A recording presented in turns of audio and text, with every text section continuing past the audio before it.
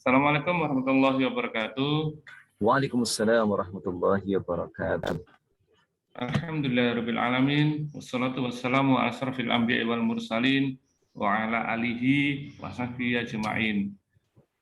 Asyhadu an la ilaha illallah wahdahu la syarikalah wa asyhadu anna Muhammadan abduhu wa rasuluh. Allahumma shalli ala Muhammad wa ala ali Muhammad. Rabbi shrah li sadri wa yassir li amri wahlul 'uqdatam min lisani yafqahu qawli. Shadaqallahu adzim. Yang kami hormati Ustadz Sya'roni yang telah hadir di tengah-tengah kita dalam acara rutin ngaji Islam politik online dari Serikat Islam Politik setiap Ahad, yang mana pada Ahad pagi hari ini merupakan Ahad seri yang ke-23. Yang akan kita bahas adalah fokus tafsir Al-Quran surat Ali Imran ayat 26 sampai 32 bersama Ustadz Sya'roni. Betul nggak, Ustadz? Oh, iya, betul. Dan serta yang kami hormati seluruh peserta yang hadir dalam uji online pada pagi hari ini. Mudah-mudahan kita memperoleh ilmu yang bermanfaat, dan yang paling penting adalah kita bisa mengaplikasikan ilmu yang nanti disampaikan oleh Ustadz Sya'roni dalam kehidupan sehari-hari. Sebelum acara kita mulai, kita buka bersama-sama dengan bacaan basmalah. Bismillahirrahmanirrahim. Kepada Ustadz Sya'roni kami persilakan. Bismillahirrahmanirrahim. Suara saya jelas? Jelas, Ustadz, jelas. Bismillahirrahmanirrahim. Assalamualaikum warahmatullahi wabarakatuh. Waalaikumsalam warahmatullahi wabarakatuh. Alhamdulillahirabbil alamin. Nahmaduhu wa nasta'inuhu wa nastaghfiruh. Wa na'udzu billahi min syururi anfusina min sayyiati a'malina. May yahdihillahu fala mudilla lahu wa may yudlil fala hadiyalah. Asyhadu an la ilaha illallah wa asyhadu anna Muhammadan abduhu wa rasuluh. Allahumma salli wa sallim ala nabiyyina wa rasulina Muhammadin sallallahu alaihi wasallam. Qala Allah Ta'ala, a'udzu billahi minasyaitonir rajim. Bismillahirrahmanirrahim. Ar-Rahman 'allamal Qur'an. Wa qala Rasulullah Muhammad sallallahu alaihi wasallam, man salaka tariqan yaltamisu fihi 'ilman sahalallahu lahu bihi tariqan ila jannah, amma ba'd. Alhamdulillah, ayyuhal ikhwan rahimakumullah, yang kami hormati Pak Fuad, Pak Eko, Pak Sugimin, ada Pak Fauzul Iman ya. Ya, alhamdulillah. Ya, Pak Sugimin sehat ya. Alhamdulillah. Sehat. Ya, semangat ya, semoga aja semangatnya senantiasa juga bersama untuk kita semuanya ya. Pada kesempatan kali ini kita insya Allah akan kita bacakan yakni surah Ali Imran ayat 25 sampai 32 untuk pembahasan tafsir Al-Quran pada pagi hari ini. Sebagaimana kita pahami bahwa betapa penting kita untuk senantiasa merujuk kepada Al-Quranul Karim, karena dia adalah sebagai hudan lil muttaqin, sebagai petunjuk bagi kita semuanya untuk mengarahkan kita semuanya menjadi orang bertakwa. Kita menjadi orang bertakwa karena Al-Quran. Setelah kita menjadi orang bertakwa, kita masih tetap menjadikan Quran adalah sebagai petunjuk. Bukan ketika kita setelah menjadi orang bertakwa akhirnya kita meninggalkan Al-Quran, bukan, karena Al-Quran adalah merupakan petunjuk untuk kita semuanya, hudan lil muttaqin, sampai kita semuanya nanti dipanggil oleh Allah Subhanahu wa Ta'ala. Kita bacakan mulai dari ayat 26 sampai ayat 32. A'udzu billahi minasy syaithanir rajim. Qulillahumma malikal mulki tu'til mulka man tasha'u wa tanzi'ul mulka mimman tasha'u wa tu'izzu man tasha'u wa tudhillu man tasha'u biyadikal khair innaka ala kulli syai'in qadir. الليل في النهار وتولج النهار في الليل وتخرج الحي من الميت وتخرج الميت من الحي وترزق من تشاء بغير حساب لا يتخذ المؤمنون الكافرين أولياء من دون المؤمنين ومن يفعل ذلك فليس من الله في شيء إلا أن تتقوا منهم تقاه ويحذركم الله نفسه وإلى الله المصير قل إن تخفوا ما في صدوركم أو تبدوه يعلمه الله ويعلم ما في السماوات وما في الأرض والله على كل شيء قدير يوم تجد كل نفس ما عملت من خير محضرا وما عملت من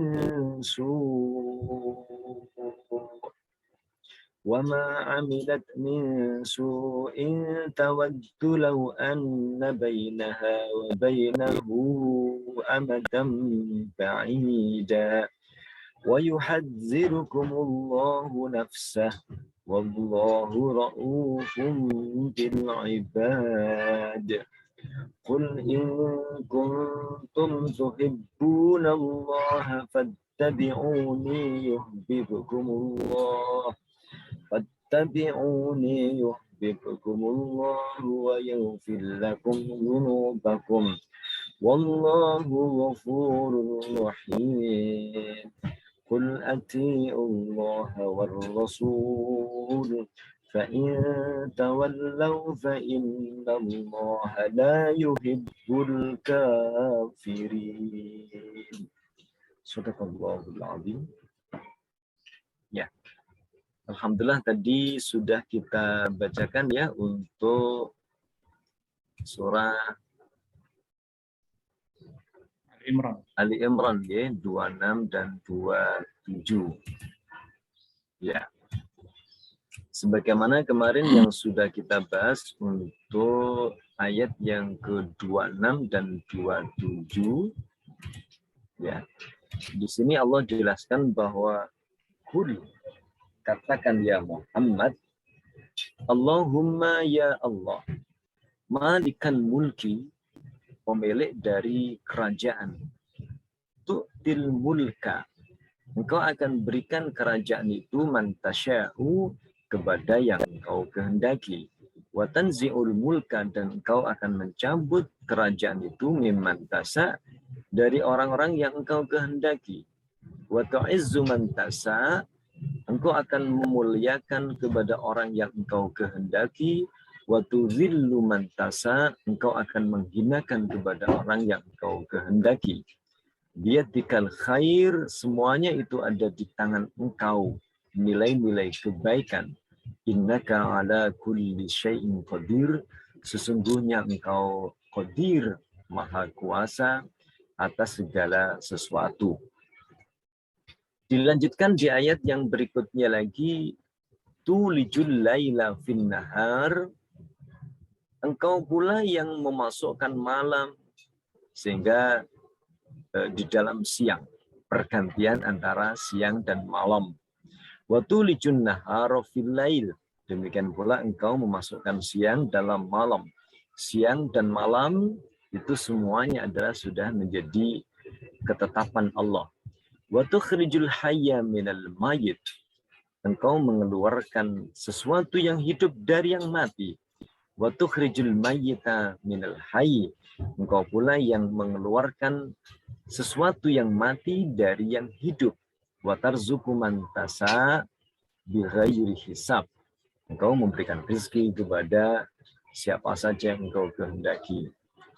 Melihat dari konteks ayat 26 dan 27 ini, maka akan muncul pada diri kita, kita ini adalah merupakan makhluk yang lemah. Kita ini tidak mempunyai kekuatan ketika di hadapan Allah. Kita ini menjadi manusia yang betul-betul hina ketika di hadapan Allah Subhanahu wa Ta'ala. Setingkat kerajaan, siapa yang menjadi raja, siapa yang menjadi presiden, siapa yang menjadi penguasa, siapa yang menjadi pemimpin, melihat ayat 26 ini mutlak ada di tangan Allah Subhanahu wa Ta'ala. Mutlak.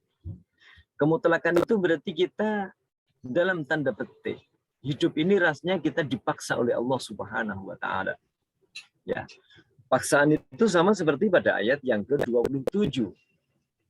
Ketika kita memasuki di waktu siang, memasuki di waktu malam, rasanya kita nggak ada pilihan. Waktunya siang, ya kita ikuti siang. Waktunya malam, kita ikuti malam. Nggak ada pilihan kita manusia ini. Ya. Sehingga kalau di dalam surat Al-Lail juga demikian, Allah menciptakan kita ini laki-laki dan menciptakan perempuan. Kita sebagai laki-laki, ada pihak sebagai perempuan. Ketetapan Allah ini kita nggak bisa menolaknya. Kita sebagai manusia yang kita dikasih kepala, di kepala ada otak, terus kemudian di kepala diberi fasilitas berupa mata cuma 2, telinga juga cuma 2, ada lisan, ada bibir, ada lidah kita, ada gigi kita. Kita nggak bisa melakukan pilihan-pilihan dalam hidup. Tangan kita 2, jari-jari 10, kaki kita 2, sehingga kita bisa melangkah dengan jari-jari pula 10. Kita harus makanan-makanan yang tertentu saja. Ya, kita harus minum minuman tertentu saja. Ini paksaan-paksaan Allah yang kita semua sebagai manusia menjadi hina, dina, lemah di hadapan Allah Subhanahu wa Ta'ala. Namun kata Allah Subhanahu wa Ta'ala bahwa Allah ciptakan semuanya tadi adalah itu merupakan bentuk jabbarnya Allah Subhanahu wa Ta'ala. Maha al-jabbar, Allah itu maha pemaksa. Namun Allah berikan keterangan bahwa di dalam surat Al-Mulk, Tabarakalladzi biyadihil mulk. Allah itu maha suci. Semua perbuatan Allah, semua keinginan Allah, semua kehendak Allah, semuanya yang menjadi ketetapan Allah, itu semuanya adalah suci.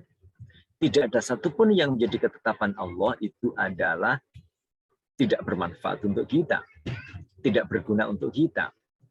Ketika Allah tetapkan ada siang, ada malam, kita dipaksa oleh Allah, nggak ada pilihan. Waktunya siang, ya ikut siang, waktunya malam, ikut malam. Kita nggak ada pilihan. Tetapi ternyata itu adalah kebaikan untuk kita semuanya. Termasuk mungkin bentuk-bentuk ketika kita dipaksa. Kenapa Nabi Nuh ketika itu dalam kondisi masyarakat yang seperti itu? Kenapa Nabi Ibrahim dilahirkan dalam kondisi rajanya yang bengis, yang luar biasa, yang bernama Raja Namrud? Kenapa Nabi Musa itu harus dilahirkan dalam kondisi kerajaan yang kerajaannya begitu? Kenapa Nabi Lut dilahirkan dalam kondisi yang masyarakatnya LGBT sudah luar biasa maraknya pada waktu itu? Nah, sehingga dengan demikian, inilah dalam kehidupan. Ada pilihan-pilihan yang Allah juga berikan pilihan kepada kita semuanya. Termasuk tadi ayat yang ke-26, semua kerajaan di Indonesia rajanya yang menjadi siapa saja. Ada Raja Hamengkubuwono dulu, Majapahit itu rajanya siapa, di mana? Di Kalimantan ada juga kerajaan, di Sumatera juga ada kerajaan. Namun begitu tahun 1945 hanya cuma ada satu penguasa, ada satu presiden. Itu semuanya tidak lepas dari ayat yang ke-26. Memang begitulah Allah perjalankan dalam kehidupan. Termasuk saat sekarang ini. Kalau kita perhatikan Pak Karno berapa tahun memimpin. Berikutnya lagi ada Pak Harto sekian tahun memimpin. Kenapa harus Pak Habibie hanya sekian tahun memimpin? Terus nanti berikutnya lagi ini Pak Jokowi juga memimpin. Ini semuanya sudah menjadi ketetapan-ketetapan Allah Subhanahu wa Ta'ala. Tetapi di balik ketetapan-ketetapan Allah Subhanahu wa taala, Allah memberikan kebebasan kepada kita semuanya yang ada aturan dari Allah agar kita semuanya tidak menjadi orang-orang yang menyesal nanti di hari akhir kemudian. Allah tetapkan kita siang, Allah tetapkan kita di malam. Tetapi Allah memberikan kebebasan kepada kita semuanya. Siang mau kamu jadikan sebagai apa, malam kamu jadikan sebagai apa, itu terserah Anda, begitu manusia. Ya, orang beriman di waktu malam untuk apa, di waktu siang untuk apa.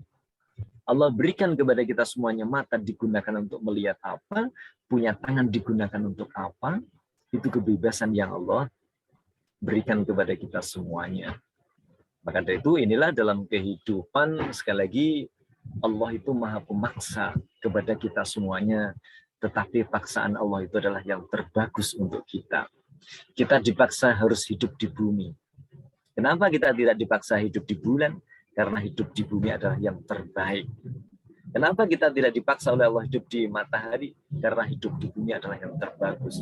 Di balik paksaan-paksaan Allah yang Maha Al-Jabbar, ternyata Allah itu adalah Maha Al-Qudus, Maha As-Subuh. Allah itu Maha Suci. Semua ketetapan Allah adalah bagus. Tinggal berikutnya lagi langkah yang harus kita tentukan, sebagaimana dalam sebuah doa yang sering kita ucapkan, raditu billahi robba. Ya Allah, raditu, aku ini rela, aku ridho, aku puas. Allah sebagai Rabb, pengaturku. Allah mengatur kami laki-laki, Allah mengatur di antara kita ada perempuan, Allah mengatur kita ada yang diatur kaya, ada yang Allah tetapkan jadi orang miskin, ada orang yang tetapkan punya keahlian XYZ, ada orang yang punya keahlian ABC, ada orang yang punya keahlian KLM. Masing-masing oleh Allah diatur oleh luar biasa. Makanya termasuk salah satu contoh tentang masalah kita misalkan saja sakit. Menurut kita sakit itu adalah nggak menyenangkan. Menunjukkan kita akhirnya gagal untuk melakukan suatu perencanaan yang sudah kita rencanakan. Menurut kita. Tetapi ternyata sakit itu sangat-sangat bermanfaat. Untuk siapa? 1, dokter. Maaf, misalkan saja 2, rumah sakit. 3, apoteker, perawat. Seandainya Allah tidak jadikan di antara kita semuanya ada yang sakit, apa yang terjadi? 1 tahun saja Allah jadikan semua manusia itu sehat. Ya, maka apa yang terjadi? Nah, inilah Allah jadikan ritme, ada siang, ada malam. Ya, itu semuanya adalah kebaikan dalam kehidupan. Tinggal kita untuk raditu billahi robba. Tinggal kita untuk menerima dalam kehidupan ini. Nah, sehingga di ayat yang ke-28 ini, sikap kita bagaimana ketika semuanya sudah ditetapkan oleh Allah Subhanahu wa taala. Allah memberikan batasan untuk apa yang boleh kita lakukan, batasan apa yang tidak boleh kita lakukan. Termasuk tadi, untuk masalah urusan siapa yang menjadi penguasa, siapa yang menjadi raja, siapa yang menjadi pemimpin, siapa yang menjadi presiden di suatu daerah, itu tetap tergantung dari Allah Subhanahu wa taala, tapi Allah mempunyai kriteria-kriteria. Untuk apa? Untuk kemaslahatan umat. Untuk siapa? Biar muncul rahmatan lil alamin. Sehingga di ayat yang ke-28 ini Allah memberikan penjelasan. A'udzubillahi minasyaitonir rajim. La yattakhidh al-mu'minun al-kafirina awliya min dunil mu'minin. La yattakhidhi. Jangan. Nah, di sini ditafsirkan adalah yanhallahul mu'minin. Allah itu melarang orang-orang yang beriman kepada Allah, beribadah kepada Allah, mengakui Allah itu hebat, mengakui Allah itu yang sungguh luar biasa. Mendesain ada siang, ada malam, mendesain ada miliaran planet yang ada di langit sana, memberikan makan ikan yang miliaran di lautan, sehingga manusia, para nelayan tinggal ngambil saja, nggak pernah beri makan, dia tinggal ngambil saja. Allah yang maha hebat tadi itu, manusia, orang-orang yang beriman, la yattakhidil mu'minunal kafirin. Allah melarang, jangan kamu wahai orang-orang beriman itu ayat takhidu al-kafirina awliya.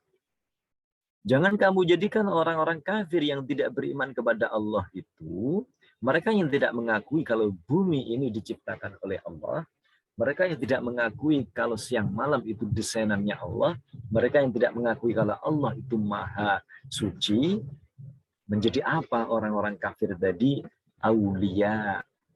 Bisa diterjemahkan sebagai teman dekat, bisa diterjemahkan sebagai pelindung, bisa diterjemahkan sebagai penguasa, termasuk pemimpin. Sehingga ketika kita semuanya punya tetangga, kita punya rekan bisnis, ketika kita punya untuk memimpin di wilayah-wilayah kita masing-masing, mulai dari tingkat RT, RW sampai mungkin tingkat dunia, jangan jadikan orang-orang kafir itu adalah sebagai aulia. Bil mahabbah akhirnya memunculkan hubungan Anda dengan orang kafir itu saling cinta. Wan nusrah, saling untuk kalian semuanya tolong menolong dengan orang-orang kafir. Min dunil mu'minin, tetapi kalian semuanya ternyata meninggalkan orang beriman. Ya, meninggalkan orang-orang yang beriman. Ada orang beriman yang sebenarnya layak untuk bisa menjadi pemimpin, tetapi kita lebih cenderung untuk kepada dia, orang-orang kafir. Ada orang yang layak, orang-orang beriman yang layak untuk kita jadikan sebagai teman dalam hidup, namun lebih memilih orang kafir. Allah melarang demikian. Kondisi demikian ya. Wa may yaf'al dzalika, maka barang siapa yang melakukan hal yang demikian, falaisa minallahi fi syai'. Ditafsirkan di sini wa may yatawallahum faqad bari'a minallah wallahu bari'um minhu. Kalau sudah demikian, maka Allah berlepas diri dari mereka. Dan berarti orang beriman tadi itu sudah berlepas diri dari Allah. Lalu apa fungsinya kalau selama ini salatnya Allahu Akbar, Allah yang dibesarkan? Ketika ini mengucapkan kata-kata asyhadu alla ilaha illallah, tidak ada Tuhan kecuali Allah, tidak ada yang dikagumi kecuali Allah, tidak ada yang dihirani kecuali Allah, tidak ada yang diikuti kecuali Allah. Lalu kenapa ketika Allah mencintai orang-orang yang beriman, ternyata dalam kehidupan ada di antara orang yang beriman itu lebih mencintai orang-orang kafir.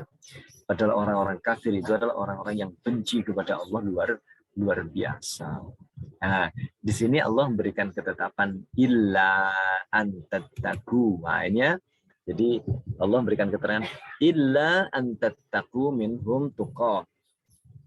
Kecuali kamu semuanya itu menyadari untuk memelihara diri, ada muncul perasaan takut dari mereka semuanya kalau kamu tidak berbuat demikian. Ya, wa yuhadzirukumullahu nafsah.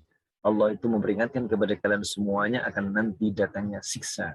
Wa ilallahil masir, dan kepada Allah lah tempat kembalimu. Jadi artinya kalau alasan karena alasan bisnis, kalau nanti yang menjadi orang, misalkan saja yang menjadi penguasa orang beriman, saya nanti nggak dapatkan bisnis, saya nanti nggak dapatkan proyek, misalkan saja. Nah ini tidak alasan-alasan yang diperbolehkan di dalam ayat ini. Alasan ini adalah alasan-alasan yang kata Allah Subhanahu wa taala, illa an takunu dhi'afan khaifina. Kecuali apabila kamu memilih orang kafir dan meninggalkan orang-orang mukmin tadi itu karena posisi dhi'afan, lemah. Semuanya calon ternyata orang kafir, misalkan saja. Khaifina, karena takut. Faqad rahasallahu lakum, maka di dalam hari ini Allah itu memberikan rukhsah, ya. Faqad rahasallahu lakum fi muhadanatihim. Sehingga di sini Allah memberikan keringanan kepada kalian semuanya, akhirnya untuk saling kita tidak adanya saling menyakiti, adanya perjanjian, ya. Untuk apa? Untuk memelihara biar mereka orang kafir jadi karena dia menjadi penguasa tunggal, karena mereka menjadi sesuatu yang kita takuti nanti kalau melakukan perbuatan yang tidak bagus untuk kita. Nah itu hatta taqwa saukatuhum, sehingga di sini sampai kuat, atau hatta tuqawi saukatukum, sehingga sampai nanti kuat, ya. keberadaan kamu semuanya, persenjataannya sudah bagus, ekonominya sudah bagus, kekuatannya sudah bagus. Wa yuhadzirukumullahu nafsahu, dan Allah memperingatkan kepada orang-orang mukmin akan nanti azabnya Allah Subhanahu wa taala, fattaquhu wa khafuhu. Maka takutlah kepada Allah dan takutlah kepada Allah Subhanahu wa taala. Kenapa? Ditutup oleh Allah. Ingat, semua perbuatan kamu nanti itu akan dibalas oleh Allah, dihisab oleh Allah Subhanahu wa taala. Faman ya'mal mithqala dzarratin khairan yarah wa man ya'mal mithqala dzarratin syarran yarah. Larangan untuk menjadikan orang-orang beriman tadi, larangan untuk jadikan orang-orang kafir menjadi pemimpin, teman setia tadi juga Allah kuatkan yang ada di dalam ayat yang lain. Allah menjelaskan, ya ayyuhalladzina amanu, hai orang-orang yang beriman, la tattakhidul yahuda wan nasara auliya. Jangan kamu jadikan orang Yahudi dan orang Nasrani itu adalah sebagai pemimpin. Ya, sebagai pemimpin kamu yang mengatur urusan kamu, sehingga urusan negara kamu serahkan kepada mereka, urusan masjid kamu serahkan kepada mereka, urusan ibadah kamu serahkan kepada mereka. Kenapa? Karena yang memimpin adalah orang-orang Yahudi dan Nasrani. Ba'duhum awliya'u ba'd. Kenapa? Karena orang Yahudi dan Nasrani itu mereka saling kasih mengasihi, mereka saling tolong menolong di antara mereka. Sementara orang beriman itu adalah tidak dianggap apabila mereka telah bersama. Wa may yatawallahu minkum fa innahu minhum innallaha la yahdil qaumadh dhalimin. Barang siapa yang mereka menjadikan mereka sebagai pemimpin, ya maka mereka semuanya termasuk kelompok mereka. Inilah Allah menjelaskan kepada kita semuanya, innallaha la yahdil qaumadh dhalimin. Sesungguhnya Allah tidak memberikan petunjuk kepada kaumnya yang zalim. Sehingga di sini pada ayat yang selanjutnya, yaitu ayat yang ke-29, ini masih menjelaskan tentang keberadaan orang yang tadi dalam kondisi terpaksa. Ya, kenapa harus lebih untuk cenderung mengekor kepada di situ ada kafir, lebih cenderung untuk mendukung mungkin partai atau yang banyak orang kafirnya. Tadi yang sudah dijelaskan di ayat yang ke-28, kalau itu betul-betul terpaksa karena ada sesuatu, ada menyangkut dengan nilai iman, sehingga kalau kamu tidak melakukan begini, kamu akan mati. Nah, seperti Ammar bin Yasir, ya. Jadi ketika dipaksa, ketika dia harus meninggalkan agamanya, terus kemudian kalau tidak melakukan itu, maka dia akan dibunuh. Maka mereka itu adalah diperbolehkan asalkan betul-betul dalam kondisi terpaksa. Tetapi kalau hanya sekedar urusan masalah bisnis, urusan masalah ekonomi, urusan masalah proyek, nah ini kalau menurut ayat yang ke-28 tadi belum diperbolehkan. Nah gitu ya. Sehingga di sini di ayat 29 ini kalau ada orang yang melakukan begitu, kul, katakanlah ya Muhammad, in tukhfu ma fi sudurikum au tubduhu ya'lamullah. Ketika kamu menyembunyikan apa saja yang ada di dalam kalian semuanya, kenapa kamu cenderung kepada orang-orang kafir tadi, sehingga kamu angkat mereka menjadi pemimpin kamu lebih suka berteman kepada dia, kamu lebih memilih kepada dia daripada berbisnis dengan orang beriman yang ada tadi.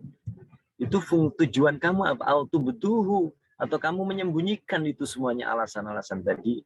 Ya Alhamdulillah, hanya Allah yang Maha Tahu. Makanya Allah tadi ungkapkan di sini, wa ya'lamu ma fis samawati wa ma fil ard wallahu ala kulli syai'in qadir. Allah itu Maha mengetahui semua apa yang ada di langit dan semuanya apa yang ada di bumi. Allah itu kuasa atas segala sesuatu. Nah, sehingga di sini nampak pada diri kita semuanya ketakutan-ketakutan di antara kita. Kenapa kadang lebih cenderung untuk seseorang itu atau sebuah kelompok atau sebuah partai atau apa saja namanya lebih cenderung untuk bergabung dengan sesama. Kenapa tidak bergabung dengan sesama mukmin? Nah, gitu ya. Kenapa harus bergabung dengan orang-orang yang banyak orang-orang Yahudi dan Nasrani di situ? Nah, ini ayat-ayat ini yang memberikan penjelasan kepada kita semuanya. Ingat bahwa Allah itu yang mengetahui segala apa yang ada di langit dan segala apa yang ada di bumi. Sehingga dijelaskan oleh Allah pula di ayat yang ke-30. Ingat kamu, memang kamu sekarang di dunia adalah orang yang sukses. Ketika kamu bergabung dengan mereka, ketika kamu memilih mereka, orang-orang yang kafir, orang-orang Yahudi dan Nasrani. Tapi ingat, Allah menjelaskan di ayat yang ke-30. Yauma tajidu kullu nafsin ma amilat min khairin muhdara. Hari di mana kamu nanti akan mendapati kullu nafsin, sekecil apapun yang kalian perbuat, ma'amilat min khairin, dari apa saja yang kamu lakukan dari sebuah kebaikan, muhdara, akan dihadirkan. Wa ma'amilat min su'in, termasuk juga yang kamu lakukan dari perbuatan melanggar aturan Allah Subhanahu wa ta'ala. Inilah memang banyak di antara kita perhatikan, begitu mereka lebih cenderung untuk berteman, bermahabbah, menolong, kerjasama, memilih pemimpin yang tidak seiman. Ya, ini perlu dipertanyakan. Ini orang ini berarti termasuk orang-orang yang takut kepada Allah atau tidak? Ya, faman ya'mal mithqala dzarratin khairan yarah wa may ya'mal mithqala dzarratin syarran yarah. Sekecil apapun perbuatan kebaikan akan dia ketahui hasilnya. Dan sekecil apapun juga kejahatan, maka juga akan dia melihat balasan dari Allah Subhanahu wa ta'ala. Sehingga jangan sampai kalian semuanya nanti pada hari kiamat diceritakan oleh Allah ini, tawaddu law anna bainahu wa bainahu amadan ba'ida. Bagi mereka yang sudah terlanjur ternyata dulu perbuatannya salah, ya, perbuatannya salah, nah gitu ya. Ternyata lebih suka kepada orang kafir daripada orang berislam. Makanya kita saksikan saat sekarang ini, ya, kadang-kadang orang itu lebih suka untuk berteman kepada orang Islam daripada lebih suka berteman kepada orang-orang non-Muslim daripada berteman orang Muslim. Ini perlu sekali lagi untuk diri kita, ya, perlu untuk kita harus introspeksi pada diri kita. Allah sudah membuka rahasia siapa sebenarnya orang Yahudi, orang Nasrani, siapa orang-orang kafir, ya. Sebagaimana Allah gambarkan yang ada di dalam surat Al-Baqarah, ya. Setelah ayat kursi, Allah memberikan kebebasan, ya, bahwa Allah yang menciptakan segala-galanya, Allah memberikan fasilitas segala-galanya. Allah berikutnya lagi mengatakan bahwa la ikraha fid din, sungguh tidak ada paksaan untuk beragama. Karena semuanya sudah ditetapkan oleh Allah, terserah kamu mau ikut atau tidak. Nah, maka di sini dijelaskan pada ayat yang berikutnya lagi, 257-nya Allah menjelaskan bahwa Allahu waliyyul ladzina amanu. Allah itu sebagai wali, pelindung terhadap orang-orang beriman. Orang-orang beriman itu ketika ada masalah apa saja, yang jadi rujukan paling pertama adalah Allah. Ya, Allah yang akan memberikan yukhriju minadz dzulumati ilan nur. Berbagai macam kesumpekan, berbagai macam permasalahan, maka Allah akan memberikan cahaya di situ. Yukhriju minadz dzulumati ilan nur. Namun sebaliknya, walladzina kafaru awliya'uhumut taghut. Sementara orang-orang kafir itu mereka berpaling dari selain Allah Subhanahu wa taala untuk menetapkan masalah, untuk menyelesaikan masalah, untuk berkiblat terhadap sesuatu yang apabila muncul. Siapa mereka? Itu adalah setan, ya. Sehingga pekerjaan mereka semuanya adalah yukhrijuhum minan nuri ilal dhulumat. Pekerjaan mereka semuanya itu mengeluarkan dari orang mendapatkan cahaya kebaikan menjadi sebuah kesesatan. Kenormalan menjadi tidak normal. Itu pekerjaan orang-orang kafir yang Allah buka di surat Al-Baqarah 257. Tapi sementara di antara kita semuanya terbuai oleh harta, terbuai oleh kekayaan, terbuai oleh jabatan, sehingga meninggalkan ayat-ayat Allah demi sesuap nasi.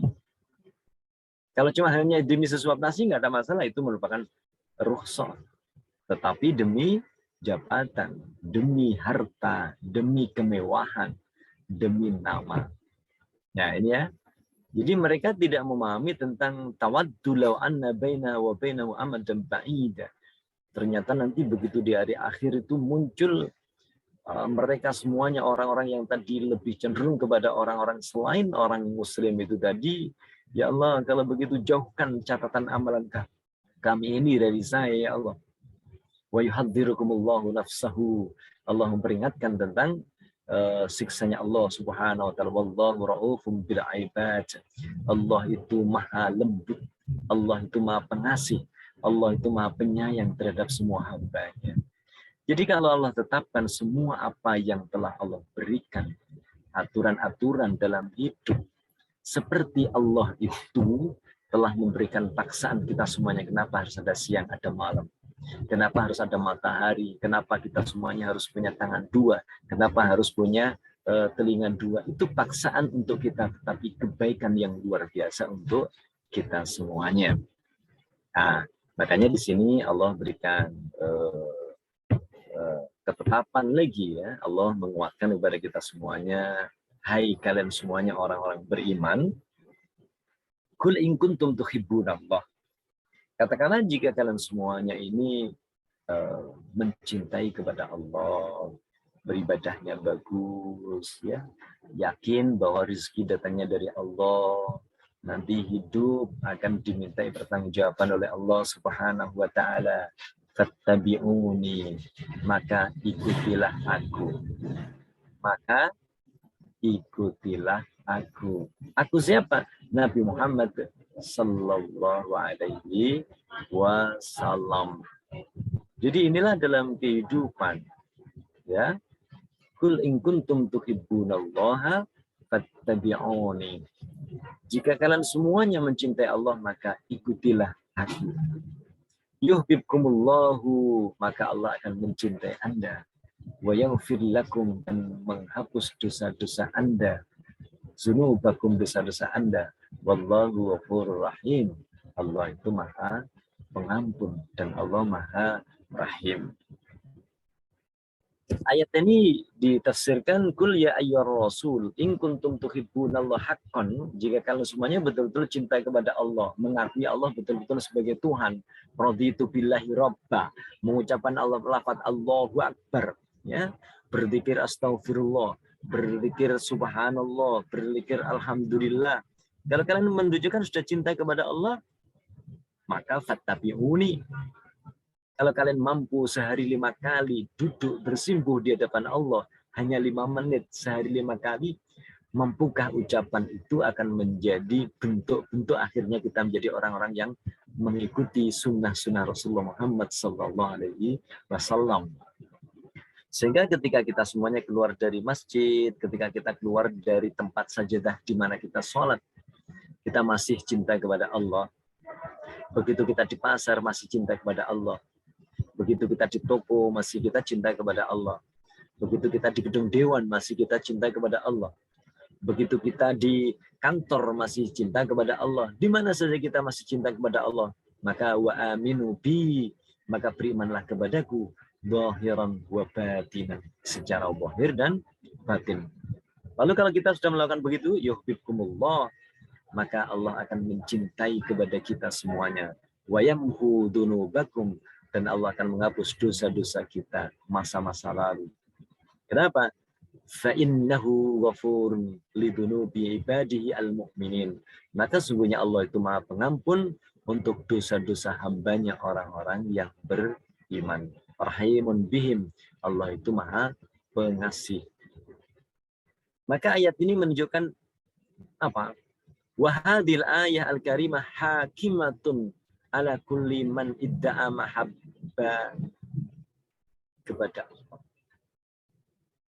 Ayat ini merupakan hakim, hakimah, penentu, pemutus, hakim ala kulli man, yaitu kepada orang siapa yang dia idda'a mahabbatallah, dia itu mengaku dirinya cinta kepada Allah. Allahu Akbar, cinta kepada Allah. Allahumma sholli ala Muhammad, cinta kepada Rasulullah, cinta kepada Islam, la ilaha illallah. Nah, ini sebagai rambu-rambu. Walaysa muttabi'an li Nabi Muhammad sallallahu alaihi wasallam, tetapi dia ternyata tidak mengikuti Nabi Muhammad sallallahu alaihi wasallam. Hakul ittiba, dengan sebenar-benarnya mengikuti, muti'an, dengan sebenar-benarnya taat, lahu fi amrihi wa nahyihi, tentang perintahnya dan larangannya, maka orang tersebut fa innahu kazib, maka orang itu termasuk pembohong. Fi da'wahu hatta yutabi'ur rasul sallallahu alaihi wasallam haqqal ittiba, maka orang itu termasuk pembohong.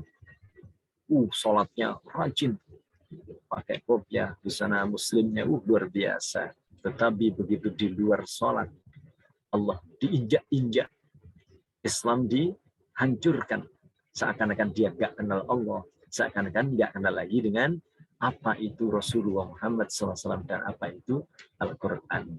Maka di ayat yang ke-32 inilah Allah menguatkan lagi, kalau kamu kepingin cinta kepada Allah, sukses di dunia wal akhirah, kul atiullaha war rasul, taatlah kamu kepada Allah dan taatlah kepada Rasul. Fa in tawallau, maka jika kalian semuanya berpaling, fa innallaha la yuhibbul kafirin, maka jika kamu berpaling dari itu terserah Anda, pilihan Anda. Fa innallaha la yuhibbul kafirin, maka sungguhnya Allah itu tidak mencintai kepada orang-orang kafir. Sehingga ditafsirkan di sini, kul ya ayyuhar rasul atiullaha bittiba'i kitabihi. Wahai Rasul, katakan pada mereka, taatlah kepada Allah dengan mengikuti Al-Quran. Wati'ur Rasul, dan taatlah kepada Rasul. Bittiba'i sunnatihi, dengan mengikuti apa yang telah dipraktekkan oleh Rasulullah, beberapa hadis-hadis yang menjelaskan Al-Quran. Fi hayatihi wa ba'da mamatihi, dalam kehidupannya dan sudah kematiannya. Fa'inhum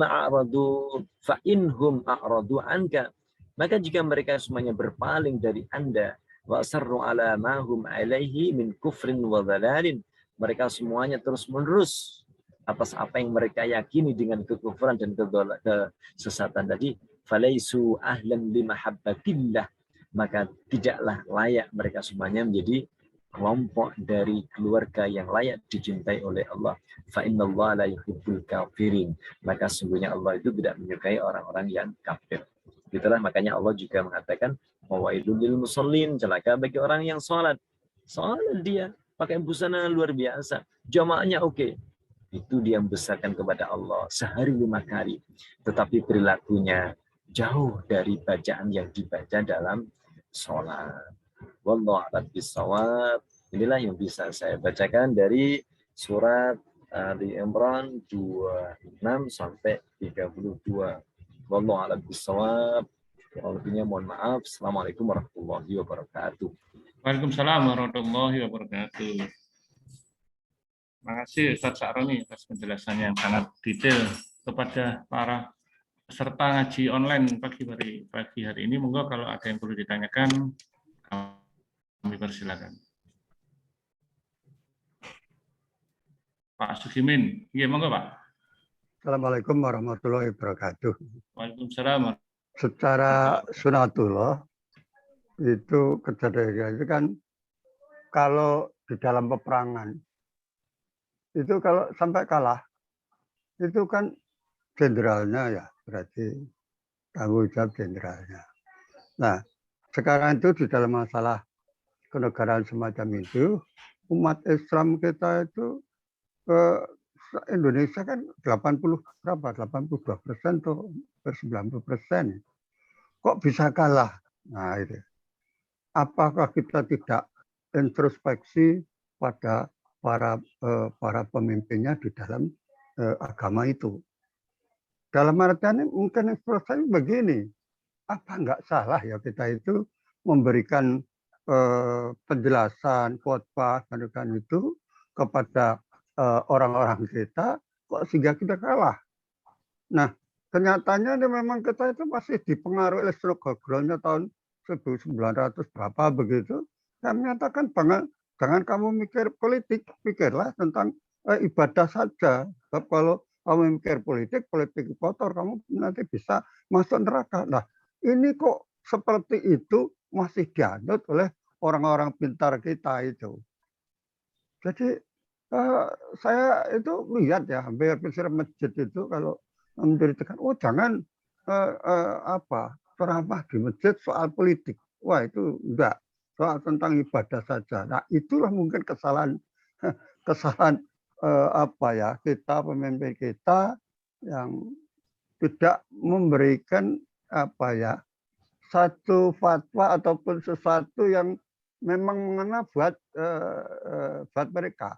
Nah di samping itu kita itu sudah dipengaruhi oleh lawan-lawan kita dari segala penjuru, serangan dari segala penjuru, serangan Fajar berupa uang 50.000, serangan sekarang ini semua orang kemungkinan disuruh jadi kayak orang miskin, cukup disantuni dan sebagainya, tapi tidak dibuat dia supaya hidup. Nah itulah sebenarnya itu pemikiran-pemikiran ini. Saya kagum Pak Rodi ya bacakan seperti itu. Sebenarnya kalau dimengerti betul, enggak orang Islam pasti itu kalau ngerti betul, orang Islam pasti tidak akan memilih pemimpin yang dolim, pemimpin yang pasti memilih pemimpin yang amanah. Nah itulah kira-kira bagaimana Bapak kita ini yang setiap kali kan mesti menceramai ataupun khotbah ataupun apa di situ, ya itulah dengungkan secara terus menerus orang Islam itu harus seperti itu loh. Kira-kira ya begitu loh. Saya yakin kok kalau orang Islam itu sebenarnya, saya kalau milih ini orang kafir itu saya dosa. Kalau dosa itu ya nanti neraka. Ya, itu kan ya pasti ya. Ini menang Pak, insyaallah. Pak, ya itulah. Jangan sampai selalu diultimatum masjid jangan bicara tentang politik. Itu aja pesan saya bagaimana caranya membuatkan pesan politik itu ya di masjid, ya di mana-mana, ya di ceramah, di mana-mana. Nah, itu kan sunatullah. Nah, kalau kita tidak mengikuti sunatullah ya nanti tidak bisa. Gitu. Jadi sunatullahnya itu seperti itu. Sekian. Assalamualaikum warahmatullahi wabarakatuh. Waalaikumsalam warahmatullahi wabarakatuh. Nggih, saya Pak. Langsung Pak. Nggih, saya nggih. Mari. Pak. Apa yang disampaikan Pak Gimin itu sungguh serius menjadi problem faktual kita. Jadi artinya memang berislamnya orang Islam di negeri ini tidak menyentuh masalah-masalah kepemimpinan itu. Dan yang salah pasti guru Islamnya lah. Apakah namanya ulama, apa namanya ustadz, apa nama kiai. Mereka lah yang pasti salah mengajarkan Islam. Karena Islam itu kemudian tidak mempunyai pemimpin di dunia pluralnya yang benar. Di dunia pluralnya itu pemimpinnya itu bahkan dia memilih orang kafir. Nah ini yang sebetulnya menjadi kunci dari ayat yang ke-28 tadi yang dibacakan. Perintahnya jelas sekali. A'udzubillahi minasyaitonirrajim. Ya ayyuhalladzina amanu la tattakhidul kafirina auliya'a min dunil mu'minin. Jangan sekali-kali kamu memilih orang kafir sebagai aulia. Aulia di sini mesti pemimpin lah. Nabi itu punya teman di Mekah itu, temannya Nabi itu ya banyak orang kafir. Jangan lupa loh ya. Kalau teman saja Nabi itu punya banyak di Mekah itu. Dan mereka itu orang kafir. Abu Jahal, Abu Lahab, Abu Sofyan. Mereka itu kafir semua. Teman itu Nabi itu. Yang tidak boleh oleh Allah, Nabi itu memilih orang kafir itu jadi pemimpin dia, mengikuti dia. Tapi terjemahannya teman. Mana mungkin hidup di dalam dunia plural kita berteman dengan orang kafir. Saya punya banyak teman orang kafir. Ya, orang Islam itu rasional lah. Otaknya itu dipakai menerjemahkan jadi dilihat dunia secara faktual, tidak khayali. Semua orang Islam itu mesti punya orang kafir sebagai teman. Sebenarnya dia belanja dengan orang kafir, dia ngomong sama orang kafir, kanan kirinya orang kafir. Apalagi hidup di kampung orang-orang yang mayoritasnya orang kafir. Jadi ayat itu tidak diterjemahkan seperti itu. Ayat itu diterjemahkan orang itu tidak boleh, orang Muslim itu memilih orang kafir sebagai pemimpin di dalam proses tatanan plural itu. RT, RW, kampus, pasar, kampung, sampai ke negeri. Kalau ada pemilihan pemimpin. Itu nomor satu. Perintah itu jelas. Tadi diterangkan lagi di surat Al-Maidah 51, 52. Sejelas itu, tapi orang Islam tidak mengajarkan itu kepada umat Islam. Guru-guru Islam tidak mengajarkan. Sehingga orang Islam dengan entengnya memilih orang kafir menjadi pemimpin di waktu pilihan lurah, pilihan RT, pilihan RW, pilihan presiden, pilihan legislator, pilihan partai, pilihan rektor. Apakah itu tidak salah? Salah. Itu pelanggaran berat itu. Nah, pelanggaran berat seperti itu, apakah bisa dinetralisir menjadi oke, hanya karena dia takut tidak dapat proyek, takut tidak disopo maneh. Tadi yang diterangkan oleh Ustadz Sa'roni. Terjemahan illa antattaku minhum tuqah itu menurut saya kesalahan tafsir itu. Jadi larangan yang serius tidak boleh memilih orang kafir sebagai pemimpin. Terus dinetralisir hanya kecuali kalau kamu takut kepada mereka. Takutnya hanya takut nanti dia dapat diberi proyek. Kan naif sekali itu, amat tidak rasional itu. Masalah sebesar itu, segede itu, larangan yang seserius itu hanya diteralisir kalau kamu khawatir, takut pada mereka. Takut diancam, enggak diancam jiwa, Mas. Diancam hanya diancam tidak mendapatkan proyek. Tidak naik karirnya.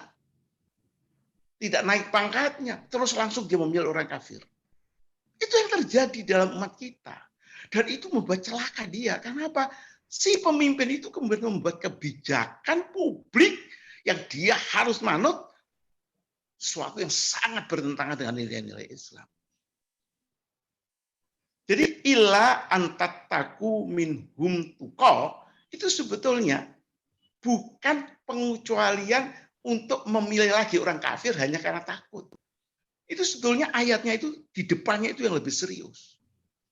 Ayat takhidil mu'minun la kafirna awliya min dunil mu'minin famay yaf'al dzalika minkum falaisa. Jika kamu melanggar itu, maka Allah tidak mau tahu kamu. Itu kunci. Itu sanksi bahwa orang muslim yang milik kafir, maka Allah tidak mau tahu dia. Itu kuncinya. Dia tidak akan mendapatkan apapun dari Allah. Itu sanksi dari Allah. Bagi mereka orang muslim, siapapun dia, yang memilih kafir sebagai pemimpin di dunia pluralnya. Jadi ini sanksi, ini serius, Mas. Mereka tidak akan mendapatkan apapun dari Allah. Apa-apa. Jangan mimpi dapat sorga dong. Omong kosong itu. Sampai di situ Mas Saksi. Dia tidak akan mendapatkan apapun. Syai'an itu semuanya. Tidak mendapatkan dari Allah apapun. Yang dia dapat itu apa? Nah itu ilah. Yang dia dapat itu hanya kelegaan hati. Ketakutannya yang pada orang kafir itu rada tersenangkan sedikit. Dia hanya dapat itu kalau dia milih orang kafir. Ila antattaku minhum tuqa. Hukumannya Allah tidak memberikan dia apapun. Yang dia dapat apa kalau dia milih orang kafir? Dia hanya lega hatinya dari ketakutan yang kekhawatirannya pada orang kafir. Jadi ayat ini berat, Mas. Ayat ini berat. Sanksi bagi mereka, siapapun saya nggak peduli. Yang memilih orang kafir sebagai pemimpinnya di dunia plural, padahal dia tahu, jangan mimpi dapat surga. Jangan mimpi dapat ketenangan hati. Dia akan banyak mendapatkan musibah dalam hidupnya. Karena Allah sudah tidak mau tahu dia. Yang dia dapat apa? Hanya sedikit rasa kelegaan hati. Karena kekhawatirannya pada ancaman orang kafir. Dia bisa, bukan milik kamu sudah. Saya kira ini catatan saya yang terkait dengan Pak Gimin tadi. Mudah-mudahan orang Islam sadarlah bahwa perintah memilih orang Islam mukmin untuk menjadi pemimpin dunia pluralnya itu perintah yang sangat serius dan strategis dan mempunyai beban sanksi berat dari Allah kalau dia melanggar. Ya, terima kasih.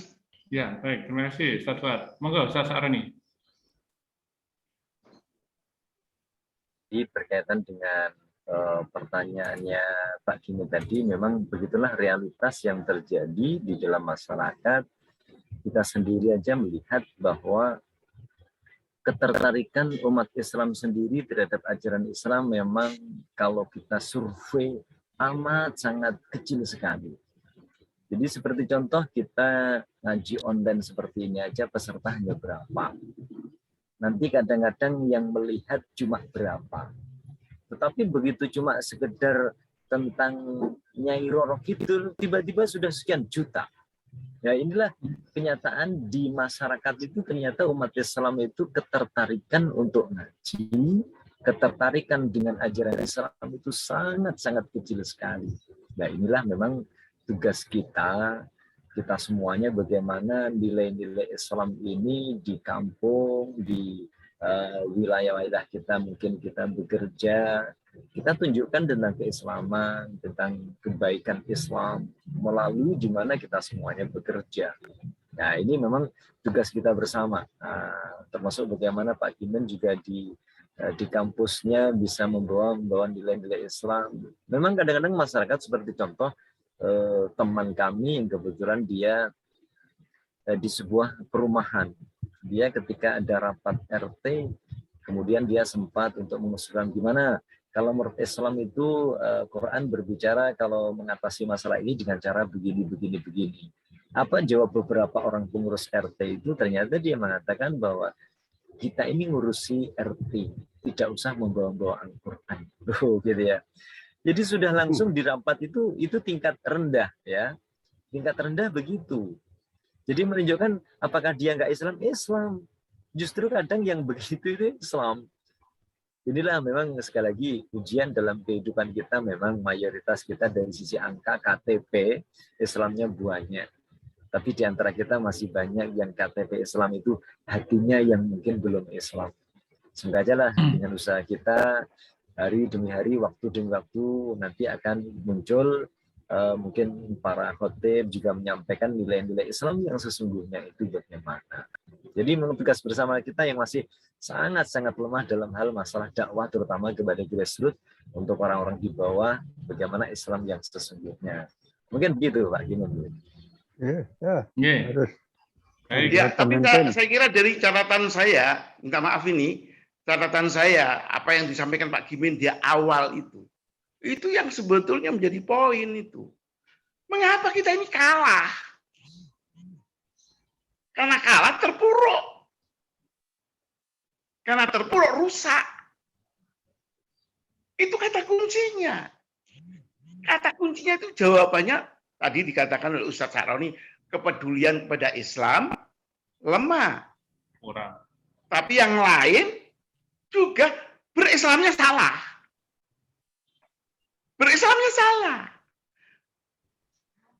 Poin-poin yang strategis dia langgar begitu saja.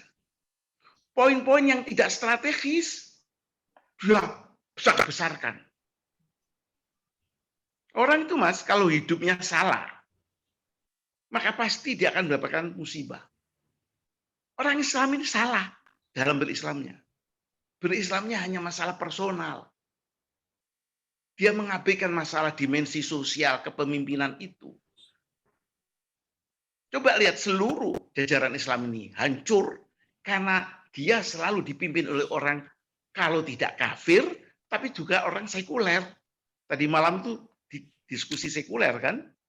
Sekuler itu adalah orang Islam, tapi dia tidak mau syariat yang terkait dengan masalah sosial politik.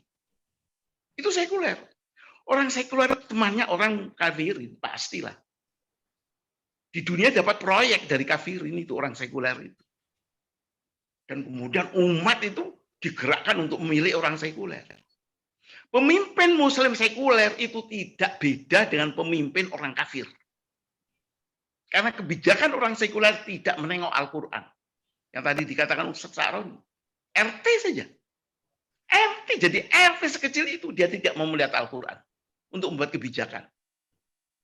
Apakah orang seperti itu, Muslim seperti itu, bisa membawa kesejahteraan masyarakat yang plural itu? Jadi kuncinya kehancuran Islam, kehancuran peradaban manusia karena pemimpin yang tidak mengikuti perintah Islam harus mukmin. Dan itu sudah diterangkan dalam Al-Quran, tapi Al-Qurannya diterjemahkan salah oleh para ulama dan ustadznya. Pemimpin yang faktual, real, diterjemahkan hanya teman. Nabi itu temannya orang kafir semua itu rata-rata di Mekah waktu itu. Yang dilarang itu bukan berteman dalam artian berkenalan, tapi menjadikan mereka menjadi pemimpin. Itu yang dilarang. Mudah-mudahan ini menyadarkanlah ya dalam pengajian Islam politik dari. Amin. Amin. Saya kira demikian. Orientasinya itu ke situ, solusinya itu. Ya. Baik, saya kira waktu sudah lebih dari pukul 10 ya, Ustaz. Jadi kita akhiri. Jadi akan kita jadikan pembahasan lagi yang sangat menarik di pertemuan ngaji online minggu yang akan datang. Gitu ya. Terima kasih semuanya. Ustaz Sa'roni, Pak Fuad, Pak Sugimin, Bu Nurul, dan Ersat di wilayah, serta kawan-kawan semuanya. Semoga ilmu yang disampaikan oleh Pak Ustaz Sa'roni, kemudian Pak Fuad, dan pertanyaan dari Pak Gimin bisa menginspirasi kita untuk menyadarkan bahwa politik Islam itu sangat-sangat perlu dalam kehidupan kita sehari-hari. Gitu ya, dimanapun kita berada, di komunitas apapun kita berada. Kita tutup dengan bacaan hamdalah. Alhamdulillahirabbil alamin. Assalamualaikum warahmatullahi wabarakatuh.